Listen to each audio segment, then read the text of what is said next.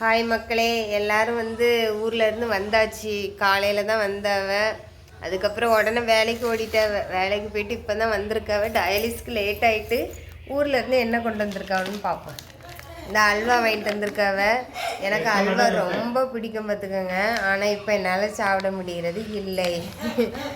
ஏன்னா அதுவும் இந்த தங்கையா ஸ்வீட் அல்வா மட்டும் தான் பிடிக்கும். தெசேன் விலை இப்போ சென்னையில் கூட இருக்குதுன்னு சொன்னாங்க. இந்த தங்கையா ஸ்வீட் அல்வா சூப்பராக இருக்கும். அதுக்கப்புறம் எங்கள் வீட்டு மரத்தில் காய்ச்ச சப்போட்டா பழம். இதுவும் அவ்வளோ டேஸ்ட்டாக இருக்கும். அது பறிச்சுட்டு வந்திருக்கா ஒரு கவர் ஃபுல்லாக. அப்புறம் இவங்க அக்கா இவங்களுக்கு வாழைப்பழம் நிறைய கொடுத்துட்ருக்காவ.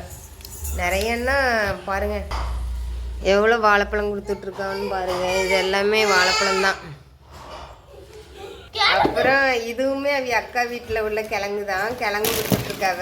இதில் என்ன ஒரு சேட் நியூஸ்னால் இதில் எதையுமே என்னால் சாப்பிட முடியாது. அதுதான் ரொம்ப கஷ்டமாக இருக்குது. இது நம்மளுக்கு கிடையாது. அப்புறம் நான் அந்த முறுக்கு மட்டும் இது சாப்பிடக்கூடாதுனால இதுவும் தங்கையா ஸ்வீட் தான் சாப்பிடுவேன். இந்த முறுக்கு எப்போ எங்கள் ஹஸ்பண்டு ஊருக்கு போனாலும் எனக்காண்டி வாங்கிட்டு வந்துடுவாங்க. ஏன்னா இதை நான் காப்பி போட்டு அதில் முக்கி ஊற வச்சு சாப்பிடுவேன்.